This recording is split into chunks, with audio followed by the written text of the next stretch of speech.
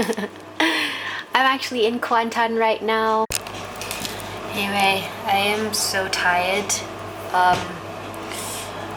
I drove 2 hours and 30 minutes from KL, and the reason why I'm tired anyway, like 2 hours is nothing, right? But I'm actually like super tired because I did not sleep early last night, so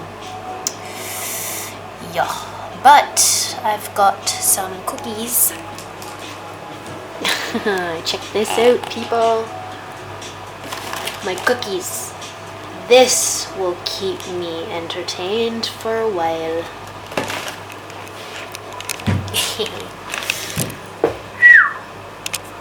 In case you guys were wondering what the hell am I doing here in Kuantan, well, I actually have some work to do, basically some errands to do for 2 nights, but of course once I'm done with my errands I will be exploring the state a little bit, see what are the attractions around here, and maybe even just hunt for food or something.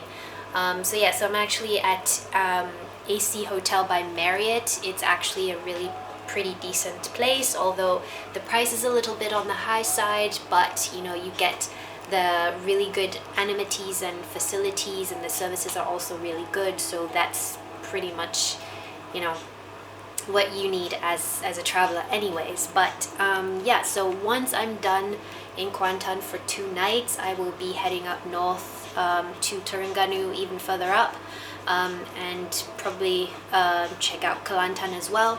But yeah, so we shall see. 5 days. Everything is good.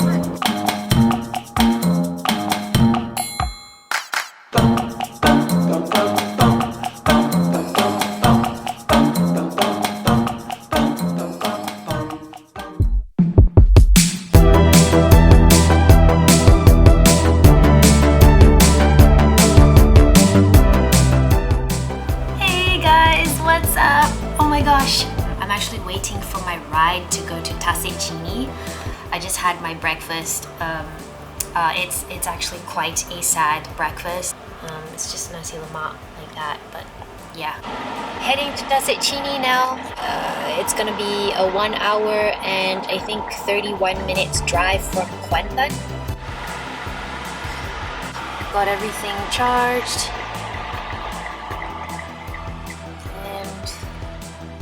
Waiting for people to get out of the toilet because they are senior citizens and they need to go to the toilet a lot. I can't wait.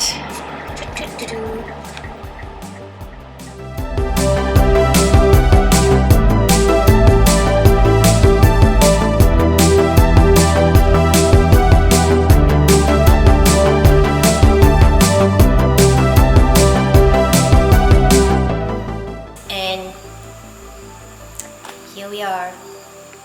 No boat, no orang asli village, nothing.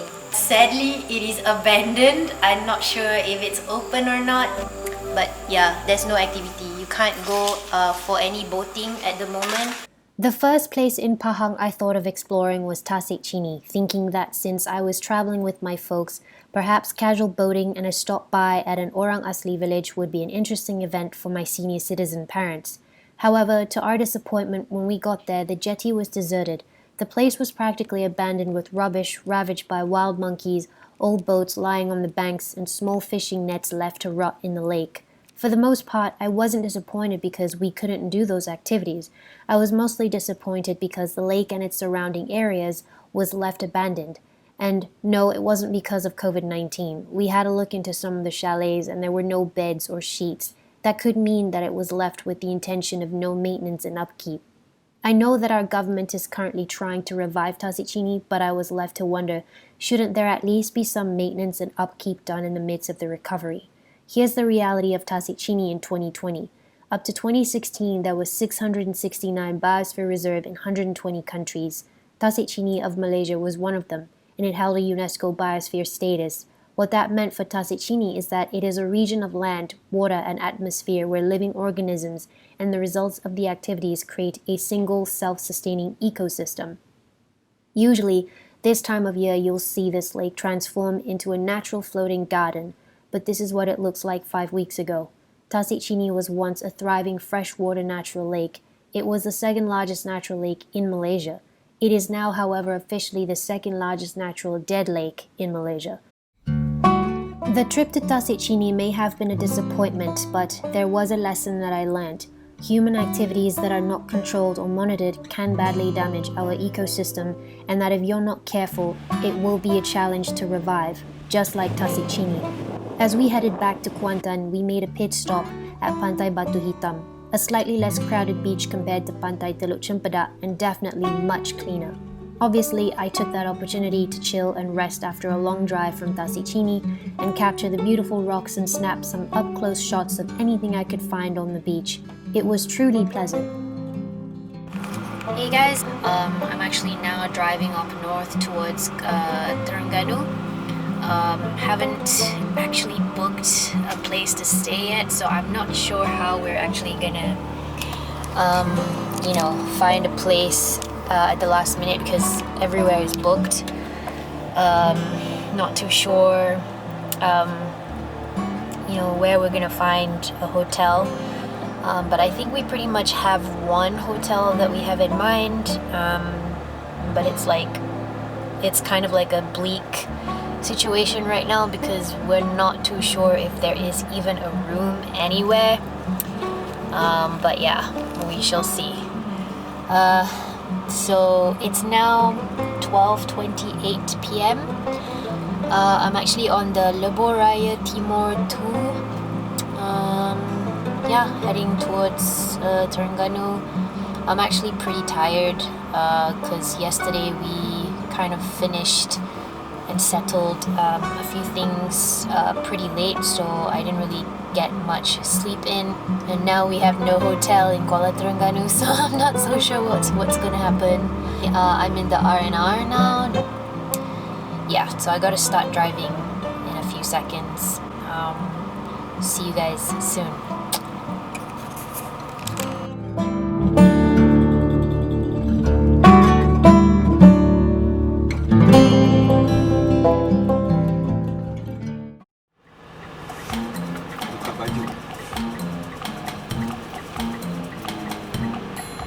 We are looking for this restaurant called Restoran Bibeteng.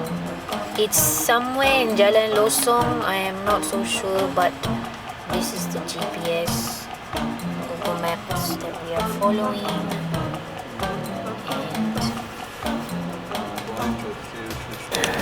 And it is now 2:14 p.m. from Kuantan. We drove about 2 hours and 35 minutes. We are looking for lunch. I am tired, I am hungry, and we have no place to stay. Great. Hey guys, we are finally at Restaurant Bibeteng. It's actually quite nice. It's actually by the coastline of Kuala Terengganu. Maybe you guys wanna check out the view.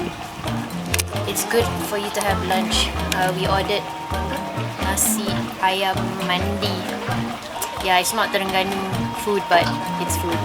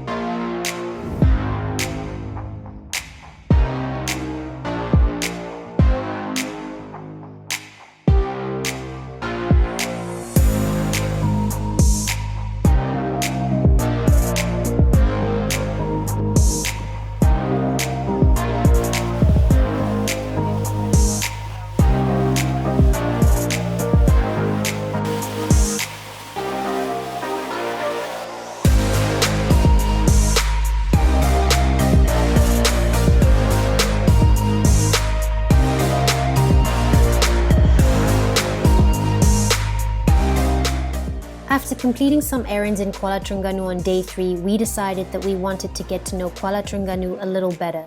We don't exactly know any locals who were willing and able to take us around, but fortunately our hotel receptionist told us that the Pahang water taxi ride might be of interest to us. Surely enough, it was one of the best. If you are new to Kuala Terengganu, this water taxi ride will give you a pretty good glimpse of this place. A 1-hour boat ride on the Terengganu River taking us to 8 significant sites, which costs 15 ringgit for adults, 10 ringgit for kids and senior citizens, and 20 ringgit for foreigners. That's definitely a worthwhile ride. Besides enjoying the scenery, I enjoyed listening to the stories our guide Haikal was telling us. Surely enough, one story that stood out most to me is Kampung Losong, the village that is famous for keropok lekor. Everyone in Malaysia knows of this village. While it is known for a place that sells uniquely shaped keropok lekors, I was mostly fascinated by its backstory. Losong is in fact a name of a Bugis princess who fled from her country, which at the time had lost a war. So she had to flee by sailing out to sea, where she eventually reached Terengganu and started a settlement to which it is known as Kampung Losong today. In the evening after the boat ride, we went to Kampung Losong to some evening snacks. You guessed it, we had keropok lekor. To be quite frank, keropok lekor was everywhere in this village. You can't run away from it, so you might as well just sit down and eat. But wait, our tea party is far from over. Time to have some teh tarik and hot tea at Kedai Coffee. We passed by this cafe a couple of times since we got here. To our surprise, it's not only a cafe, but it's also a guest house. Rare Heart Guest House is what it's called. Cute. Price is rather reasonable and the rooms are decent. Only 60 ringgit per night. They have limited rooms, so if you ever plan to stay here, call them up first. And just like that, we're calling it early on day 4, because tomorrow we're heading to Kelantan.